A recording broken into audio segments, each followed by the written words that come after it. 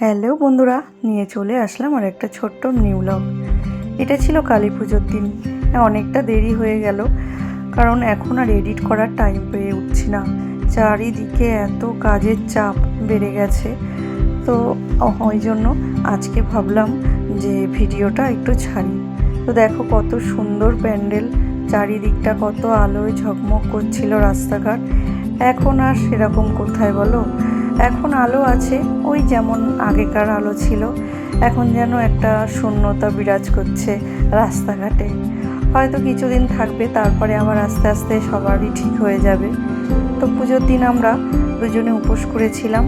উপোস করে তাড়াতাড়ি করে অঞ্জলি দিয়ে আমরা বেরিয়ে পড়েছিলাম এই ঠাকুর দেখতে। অঞ্জলি দেওয়ার পরে আমি বাড়ি ফিরে একটু ফ্রেশ হয়ে দেন আমরা দুজনে বেরিয়ে পড়েছিলাম। কত সুন্দর সুন্দর প্যান্ডেল দেখো।